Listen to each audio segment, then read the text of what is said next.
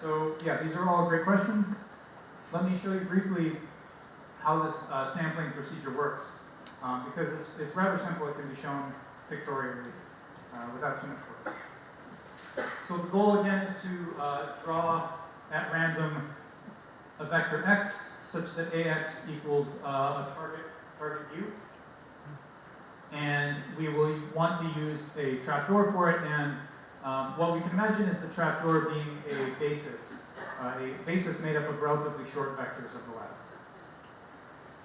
Okay, so if you remember from the beginning, every lattice has many bases. This trapdoor will be a basis with many, made up of all short vectors. And in particular, the length of the basis vectors will be less than or equal to the standard deviation of the Gaussian that we sample from. So the shorter these vectors are, the smaller or narrower of the Gaussian we will be able to sample from. And again, this output distribution, the Gaussian leaks no information about the shape of this basis. It's just it's oblivious to the geometry of the basis. So the way that the sampling algorithm works is what's known as the nearest plane algorithm. This was proposed by Babai, but we will do some randomization of that algorithm and formally randomize rounding. So the way that the randomized nearest plane algorithm works is we imagine that we want to sample from the shifted lattice, so it's a coset of the lattice L perp corresponding to U.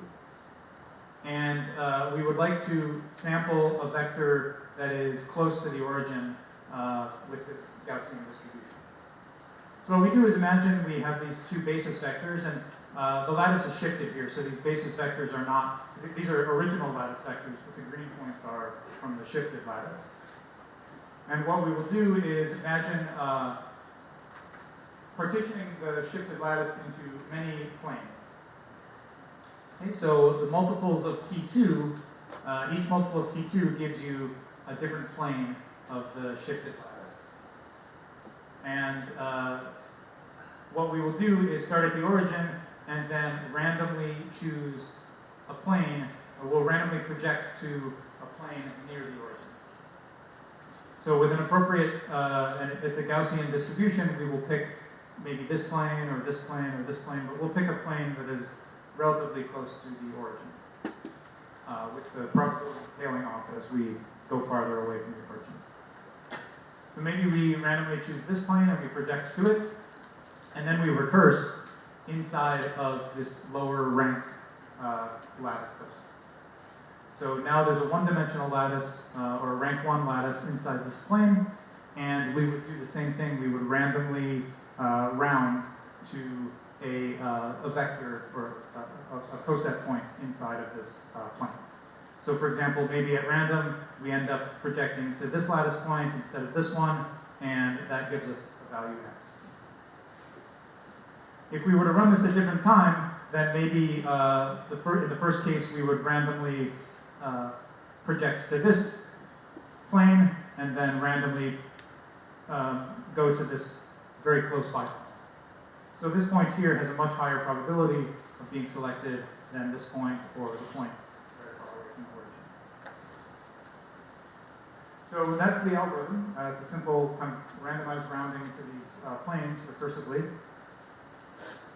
And it turns out that this algorithm does indeed sample from this nice spherical Gaussian distribution, or from very, very close to that distribution. And the idea behind the proof is relatively accessible. If we look at the probability mass assigned to all of the points in a particular plane, then it turns out that that probability really depends only on the distance from the origin to the plane. So the probability mass under this distribution of each of these planes is essentially a function only of their distance from the origin.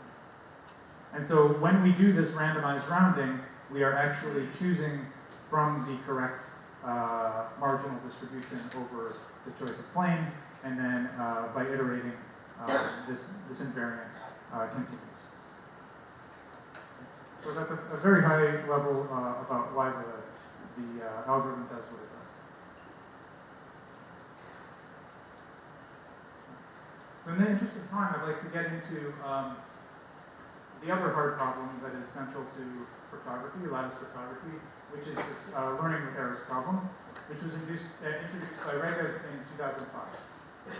And it's really a sibling of SIS. It has many very similar properties, but also allows us to do much more interesting things.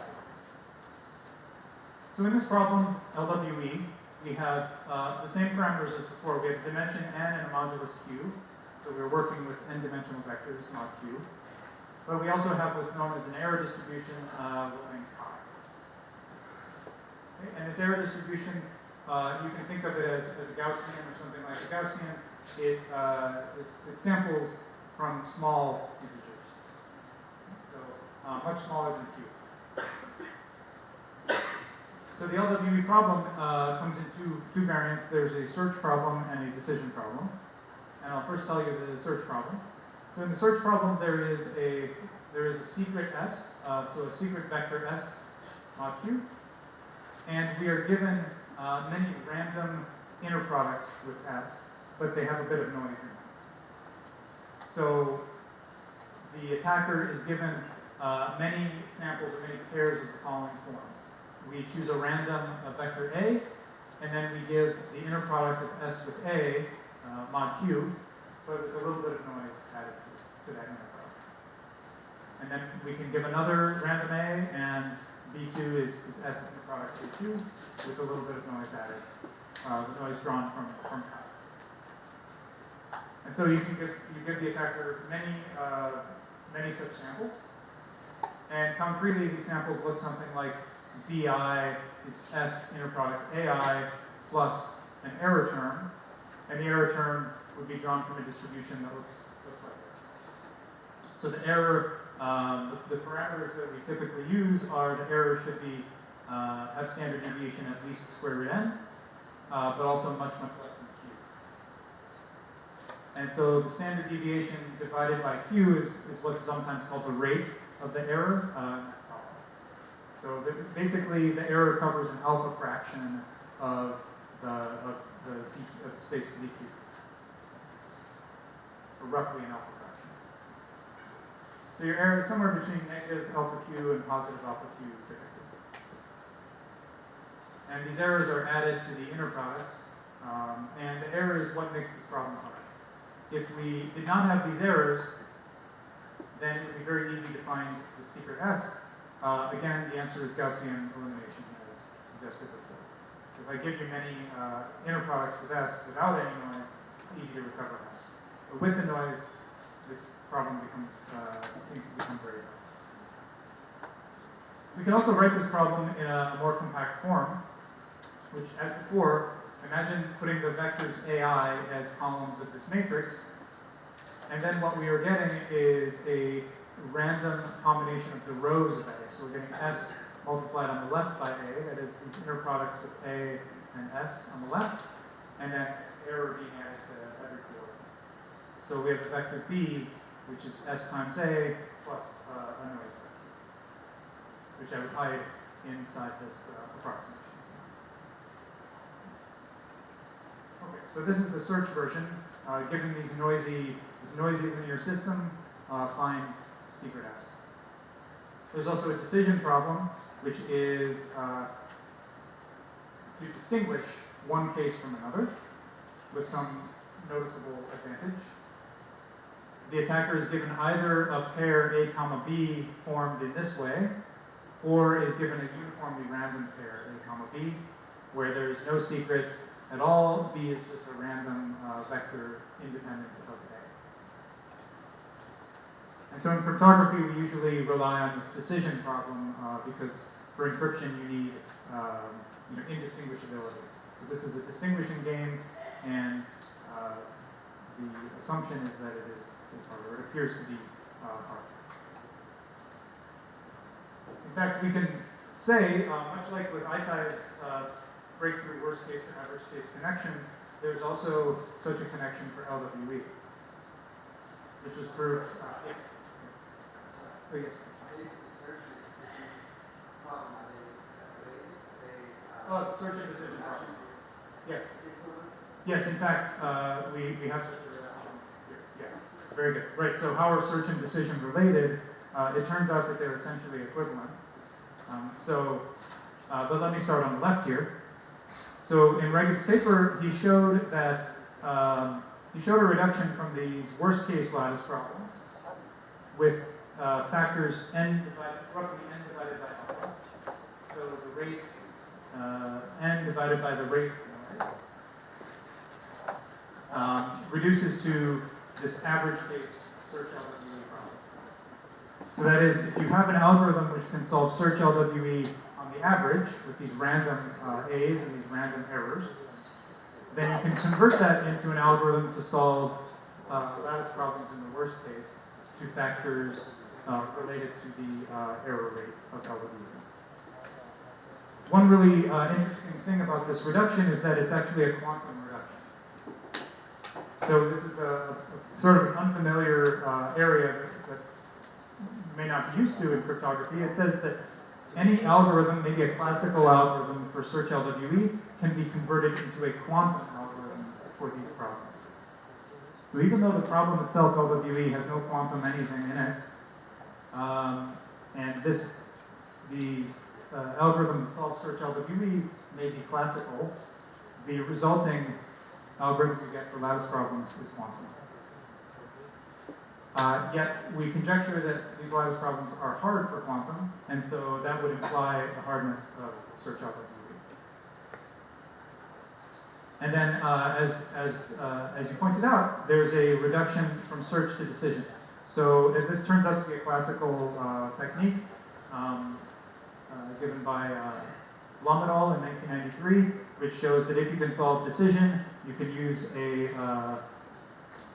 solver for decision to construct a solver for the search problem as well.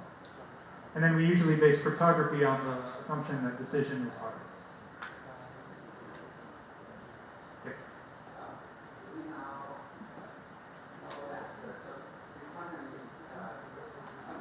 Yes. Right. So, good. As mentioned, the Reget's paper is a quantum reduction. And naturally, the question is this quantum part necessary? Or could we have a classical reduction? And so in 2009, I did manage to give such a classical reduction, but for worse parameters. So the quality of the reduction is worse. You have to use larger modulus and larger matrices A, but you do get a classical reduction from gap SVP to search LWE. So it's a kind of a trade-off. If you are happy with a quantum reduction, you can get better parameters. If you want a classical reduction, you can get that, but for worse parameters.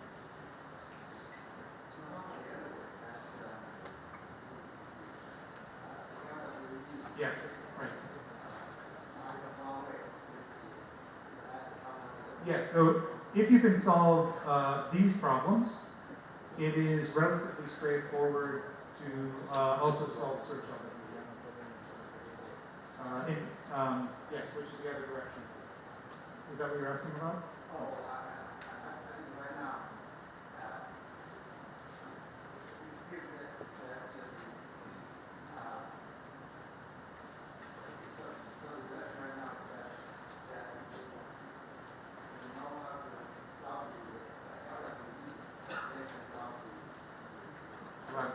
That's right.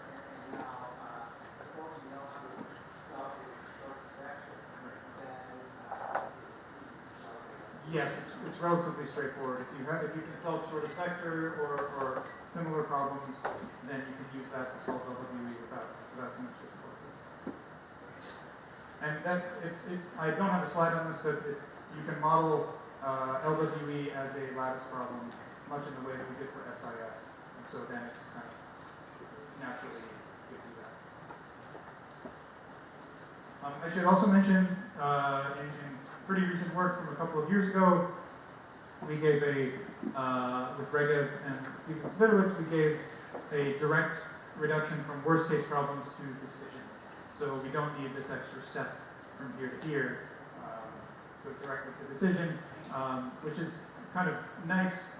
It's nicer for something we'll talk about in part 3 mainly, but it also is interesting for LWE itself.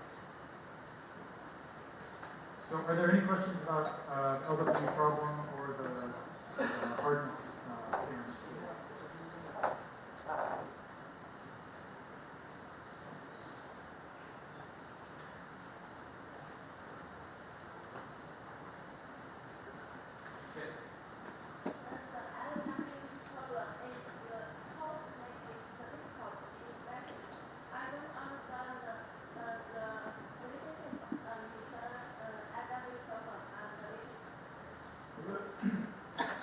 The question is, what is the relationship between the LWE problem and lattices?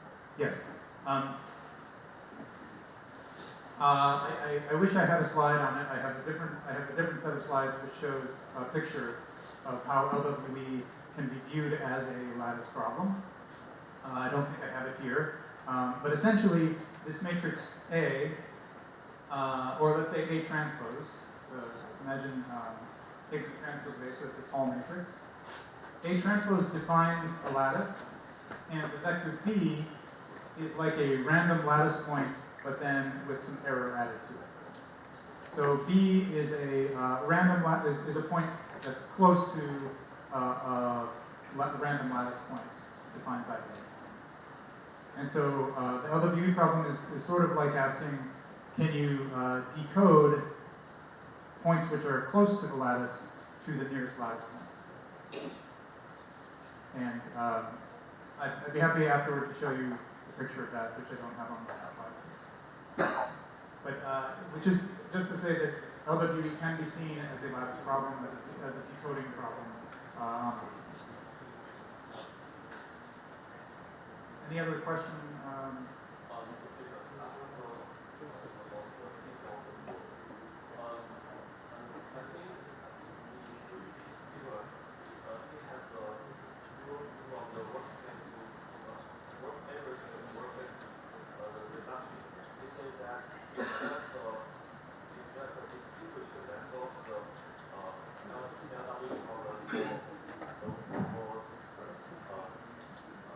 I have a question about the definition of the proof.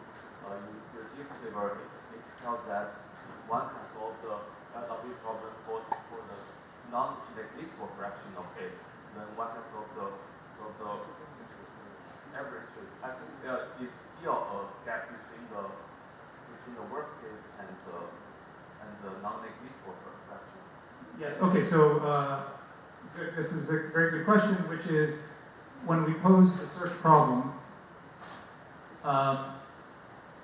We are asking the attacker to find S, and the question is, must the attacker find S with high probability or just with noticeable probability? A bit, noticeably larger than 0 or very close to 1. Is that the question? Yes. And it turns out that these problems are essentially equivalent. You can amplify the success probability from noticeable to essentially equal to 1. Using more samples or using other techniques. So using multiple LWE samples, you can amplify the success probability for finding S. And there are other techniques which do not amplify the number of samples, or do not need more samples.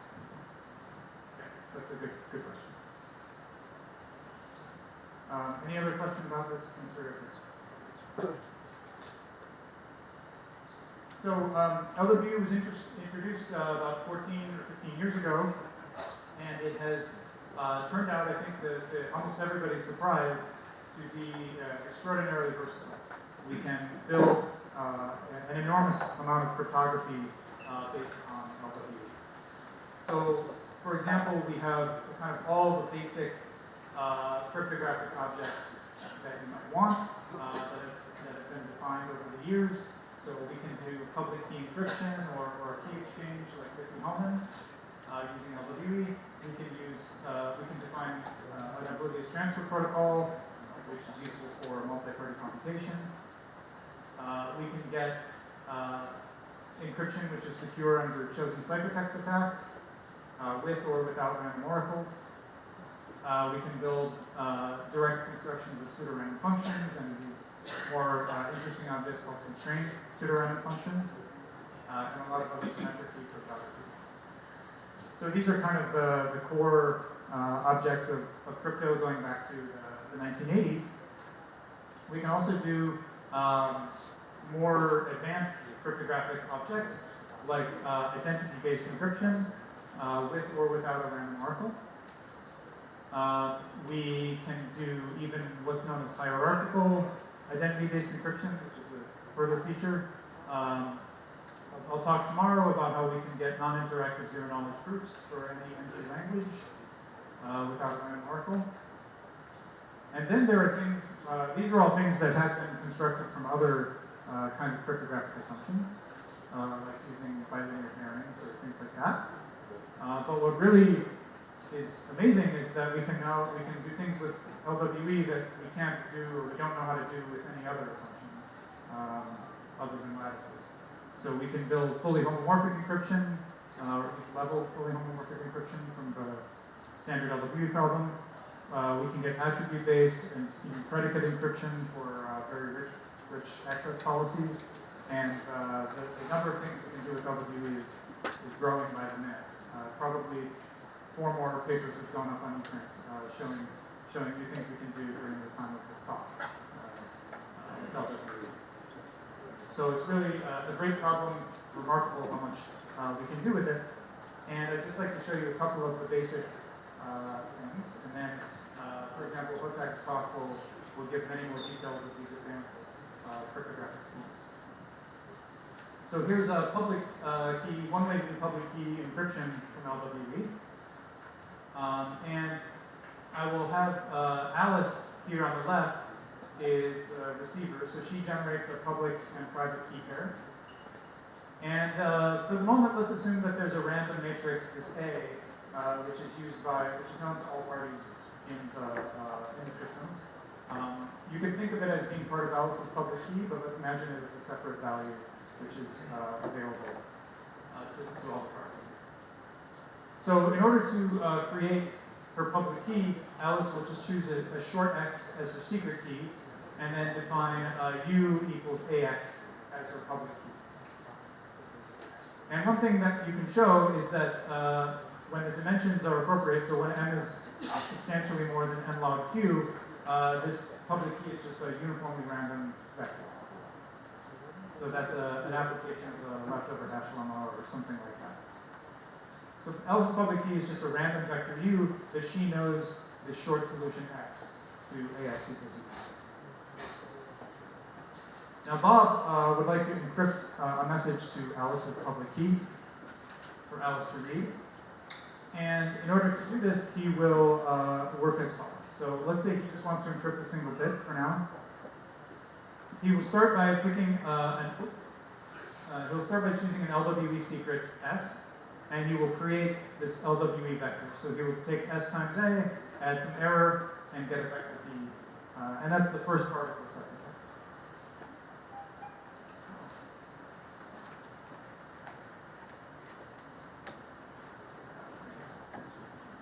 The second part of the ciphertext, he uses the same LWE secret. He does S times Alice's public key, so S times U, adds some error, and then adds the message bit times Q over 2. So if the bit is 0, this term vanishes. If the bit is 1, he adds Q over 2 to the value. So this first part here does not depend on Alice's public key, and this part does, and it carries the message bit with it. So now let's see how Alice can recover the message bit using her secret key. And it's rather straightforward. If we notice that, imagine taking B prime and then subtract B transpose times X. Okay, so let's look at this B transpose times X term here. B transpose times X, that's S transpose times A times X plus E transpose times X. Right, so S times A times X, well, A times X is U, so that's just S times U. So here we have S times U plus E times X. The S times U is canceled out. So we're going to take this minus b prime, or vice versa, we'll do b prime minus this. So we have s times u minus the s times u here, those vanish. And what we're left with is e prime minus e times x. And the important thing is that x is short, e is short, so their inner product together is also pretty small. And if we set the parameters appropriately, if we pick q to be large enough and these errors to be relatively small, then the e times x is much smaller than q over 2. So when we do the manipulation here, we end up with something which is approximately equal to the message bit times q over 2, but there's some noise or some error left in, but that error is not large, it's quite small relative to q over 2. And so Alice can just figure out, was it 0 or was it q over 2 originally. So based on this value, she can recover the bit by removing the noise. So that's how the encryption scheme works. And let's just now look for a minute at the security of this. So imagine that we have a passive eavesdropper. And the passive eavesdropper is trying to determine whether, distinguish whether the bit is 0 or 1. And this is what the attacker sees. It sees the public matrix A, it sees Alice's public key, and then it sees the two components of the ciphertext, B and B prime. But if you think about it, if you look at it just for a moment, this vector B and this scalar B prime are really, this is just an LWE vector, and this is one more LWE sample. So the LWE decision problem says that altogether, these values look indistinguishable from truly uniform, independent values. So the ciphertext BB prime just really looks like a uniformly random vector, which has no bit inside of it at all. So a passive eavesdropper cannot distinguish whether the bit is 0 or 1, or can't even distinguish whether the ciphertext is just random junk. And that's the passive security of this system. Is there any question about this? It's relatively straightforward.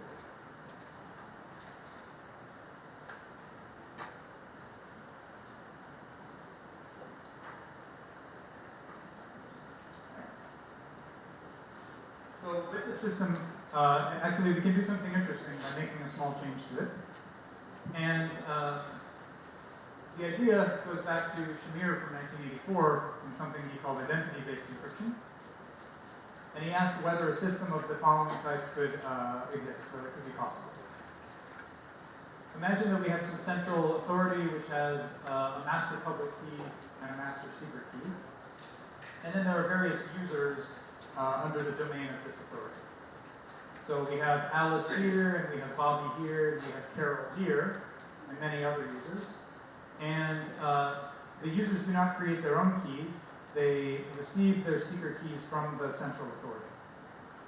So the central authority will give Alice SK sub Alice, will give Bobby SK Bobby, will give Carol SK Carol, and so forth.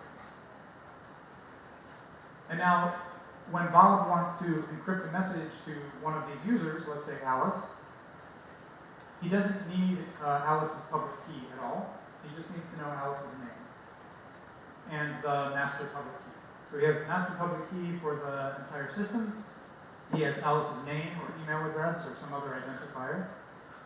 And then he can encrypt his message to that identifier Alice. And we would like for Alice to be able to decrypt this ciphertext using her special secret key that's just for her.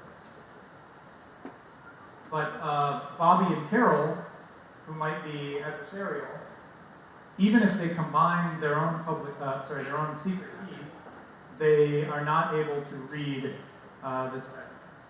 They're not able to distinguish what message is inside the ciphertext because they do not possess Alice's secret key. So this is something that Shamir proposed but was not able to construct, and for many years it went unconstructed. No one knew how to build it.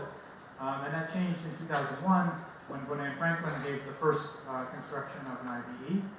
And it was based on this relatively new mathematics of elliptic curve pairings, or at least new to the cryptography world. And it turns out that Clifford Cox had also built an IBE scheme, but it had been classified. And he built it based on quadratic reciprocity mod products of primes. So these IBEs were available, but neither of these assumptions are secure or quantumly. And the system that I just showed you, we can easily convert it to an IBE based on lattices, which is plausibly secure quantum. So let me show you in one slide. This is what the IBE looks like. Let me remind you of the crypto system, which looks like this. So in the crypto system, we have a public matrix A, and Alice has a short x, and she generates her public key as A times x. In the IBE, the central authority chooses the public matrix A, and also, but does so together with a trapdoor T. So if you remember back to the signature scheme where we had a trapdoor T, we did the same thing here. The authority has public matrix A and a trapdoor T. And instead of Alice generating her own private and public key pair, the authority generates her secret key for her. And the authority will do so by sampling a Gaussian vector x such that ax equals u, where u is just the hash of her identity. Her name.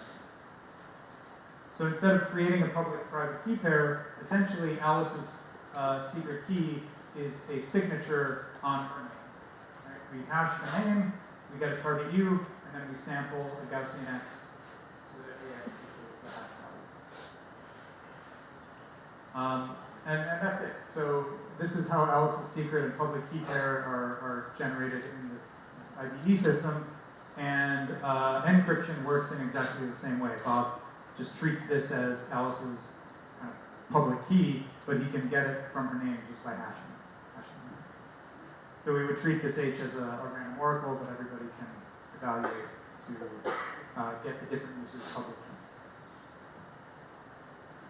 So is there any question about this system?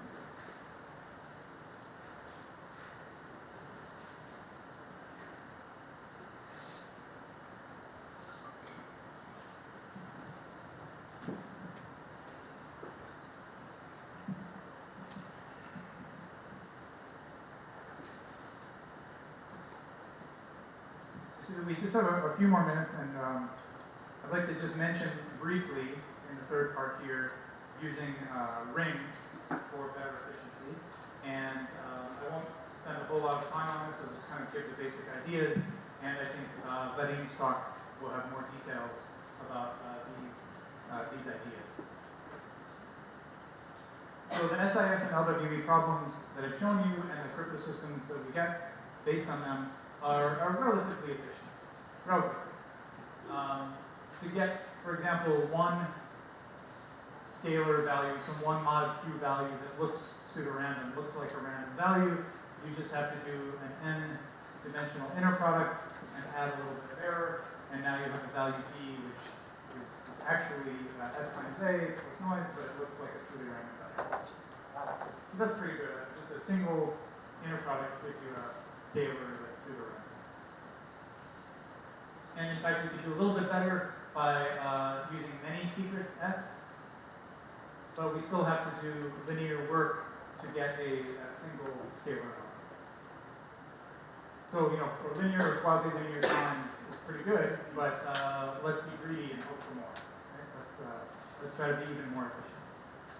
Because one of the things that is not so good about these crypto systems is that the keys are rather large. So, for example, this matrix A that we've been talking about, it is n by m, or the two dimensions are n and m, and each of these dimensions are in the several hundreds or even thousands. And so when you put that all together, that adds up to be quite a lot of data. So the keys are rather large, and really anytime you do any kind of cryptography, like encryption or decryption, you have to do n squared. I Actually, I think this is wrong. Decryption is linear, but encryption is quadratic time. So, so it's quadratic time, and the parameter n is several hundred. So that adds up. It's not nothing. It's not too bad, but it's not. So we'd like to be more efficient. And imagine, if you would, some kind of dream notion. The dream notion would be, instead of doing an inner product, imagine we had some other kind of product which took a vector AI and a vector S and returned another vector. So instead of taking an inner product, which returns a scalar, we take the product and we get a vector. And then we also add a noise vector, and we would get then a vector BI. So the hope, or the dream, would be that we would get many pseudo-random values, many scalars, or a whole vector that looks pseudo-random in just one efficient product operation. So if we could define this product properly, we would be very happy about that. And moreover, this would allow us to replace all these n by n block matrices, blocks of matrices, with just n-dimensional vectors. So we cut down the size from quadratic to linear as well. And so the big question is, well, what is this dream product, the star product, that will actually make it secure? Right? What products could we use to make these AI-BI pairs of vectors pseudo-random? And you have to be very careful about this. Many things that you might try turn out to be completely insecure. For example, if you did coordinate-wise multiplication of A and S, this would be a completely insecure, not hard problem, it would be very easy to break. So the answer that we will go to is to use multiplication, but not coordinate-wise multiplication. We'll do multiplication in a suitable ring, or suitable polynomial ring, to be specific. So for example, you can imagine a ring of polynomials with coefficients from ZQ, and taken modulo a polynomial like this, x to the n. So that is, every element of this ring can be thought of as a polynomial of degree less than n, because the x to the n term becomes -1. So all the higher degree, higher than n, wrap around to become lower degree terms. So the degree can be made below n, and moreover, you can do very fast multiplication in this kind of ring using fast Fourier transforms and simple things. So in fact, this is the kind of ring structure which was originally used in the N-true crypto system from 1998, and then in a lot of theoretical work initiated by Michancio in 2002, who gave worst case to average case reductions in the setting of rings rather than just vectors. So there's a line of research which is devoted to analyzing and proving hardness for these LWE and SIS problems that are using rings for efficiency. So I'll just briefly put this up here.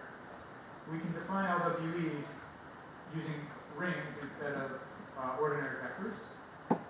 And it looks much like you might expect it to look.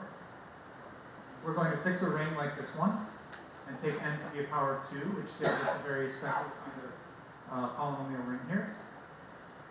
And as before I mentioned, the elements of this ring are just polynomials of degree less than n with coefficients mod q. And we can define an LWE problem, a search and decision LWE problem, when we use ring multiplication instead of inner products. That is, we have a secret S, and we get pairs of the form A and S times A plus some error. But now this S times A is itself a polynomial, it's an n-dimensional object, and then we add an n-dimensional error to it.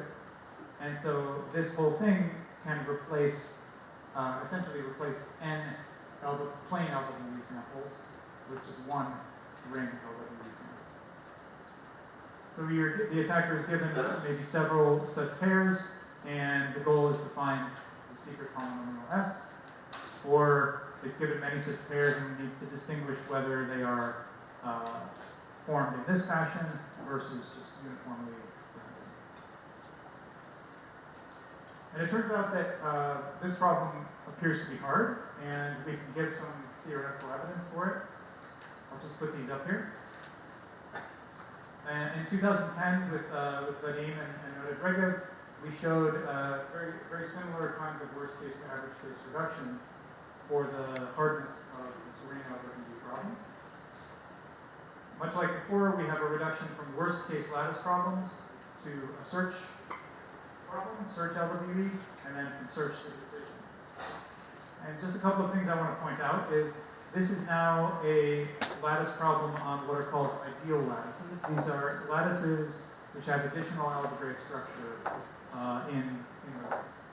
So there's a class of lattices with algebraic structure that comes from the ring. And we show that you can approximate the shortest vector problem on any ideal lattice in the ring if you have a algorithm for solving search ring LWE. This reduction, like Regev's original, is quantum, and it works for essentially any ring to be formal a ring of integers in any number field. So if you know some algebraic number theory, you know what that is. Otherwise, don't worry about it. Similarly, there's a search to decision reduction.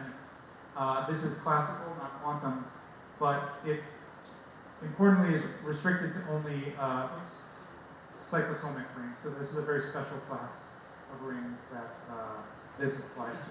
So the search to decision reduction is not as nice as we would like because it's very limited to special kinds of rings. The follow-on paper with Regev and Steven Savitowicz that we managed to show is to get rid of this restriction to cyclotomic rings by going directly from worst-case lattice problems to the decision ring LWE problem. So by going directly to decision, we don't need to deal with this step that seems to require a cyclotomic or special structure. And so this reduction here works for any ring of integers, but it's still quantum. And so a very nice problem is to get any kind of non-quantum reduction of this kind. We don't really know how to make any progress on that question, but it's a very nice and important question you might want to think about. And then, as before, we can make many constructions of cryptography. Essentially, you can transport or rewrite any LWE-based system into a ring LWE-based system. It will become much more efficient, and you will often be able to prove its security under the decision ring LWE assumption. Not always, you have to check the proof, of course, but frequently it just works out quite easily. So with that, I'll leave you with a couple of final thoughts before our break. I hope you've seen that lattices are a very useful and attractive foundation for post-quantum cryptography, both for the basic objects of encryption and signatures, and for much more advanced objects, which we will see throughout the day today. And the talks from today will give many more details on that. And then as well, following Rand's talks will be about actually the cryptanalysis and the concrete parameters and security estimates for these problems and others, which are still, which are quite subtle to understand, and research is ongoing there, but that's maturing with the work of many people. So those talks will be important for the concrete security of these problems and crypto systems. And with that, I thank you for your attention and many great questions.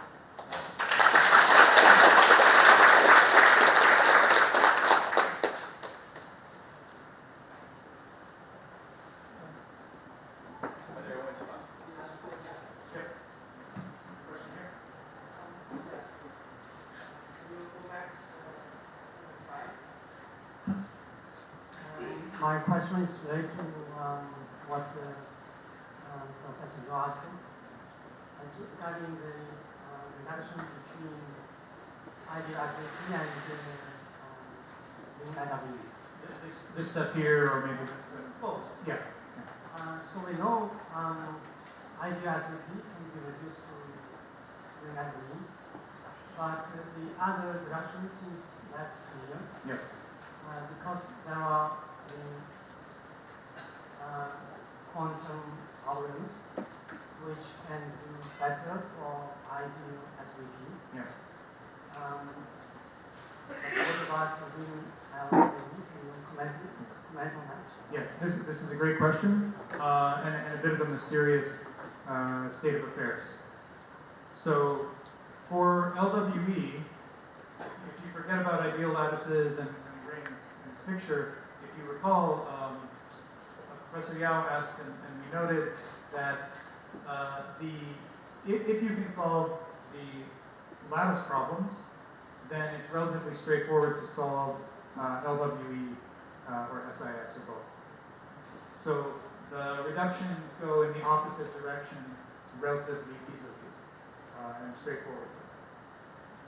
In this setting here, it's much less clear and less straightforward whether the reductions actually go in the opposite direction. So that is, assuming I had an algorithm for the lattice problems here on the left, we still do not know how to use such algorithms to solve LWE in any form, which is a bit strange. In order to solve LWE, it seems that you need to have an algorithm that works not just for ideal lattices, but for more general modular lattices of higher rank. So ideal lattices are rank 1 modules in the ring, and one can define rank 2, rank 3, higher rank lattices over the ring. I believe if you have algorithms for rank 3 modules, then you can solve LWE. Possibly rank 2, but rank 1 is unknown. So the equivalence of these problems is actually not clear and not known. It would be very interesting to prove that equivalence or to show something non-trivial indicating that maybe they aren't equivalent problems. Yes, so that's a great research question. I don't have a whole lot of suggestions on how to approach that, but it would be a great thing to look at. I think there was a question here first. Can you go back to the further slide about SIS? SIS? The Gaussian distribution that. So maybe this one? Yeah. How is Gaussian distribution come up? Why not the other distributions? Other distributions? Yes. Why Yes. choose Gaussian distribution? Right. So why Gaussians? And can we use other distributions? Gaussians appear just to be the nicest, at least from a theoretical point of view. We get very nice concentration bounds on them. This algorithm works very cleanly, and the proof is quite clean. But you can consider other distributions. For example, Vadim with Daniel Wicks, right? We have has a paper about uniform over a box. So a square or a box centered at the origin, uniformly random over such a box. And with more work, you can sample from that kind of distribution as well. There are practical advantages and some disadvantages to using those kinds of other distributions. So the types of distribution don't affect the hardness or other. Right, they don't affect the hardness by too much, at least up to somewhat like polynomial factors may be lost by using other distributions. But effectively, you want a distribution which is concentrated on short elements and that you can sample from efficiently using a trapdoor. These are the two essential elements that you need.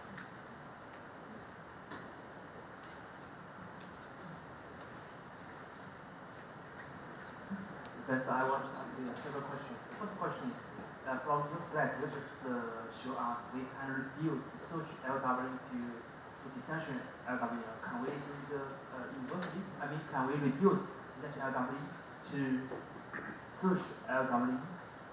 Can we reduce dissension LW to search LW? Good. Yes, we can. Okay, good. So if we have a algorithm which solves search, then can we get an algorithm that solves decision? Is that the question? Yes. Good. So that is relatively straightforward to do. The reason is that in this case, your search algorithm will find the secret, and you will be able to check that the secret works and that there is a small error in B. In this case, no matter what possible S the algorithm gives, B will be very far away. So with very high likelihood, B is not close to any S times A. And so here, you simply can't give an S for which B is close to S times A. So if you can solve search, you can easily tell these two cases apart. Since we are running out of time, we can take this offline. Okay. So let's go to the break. Yeah. Okay. All right. Thank you all. Thanks again. We are already 10 minutes late, so let's have a short break, 5 minutes. We'll come back.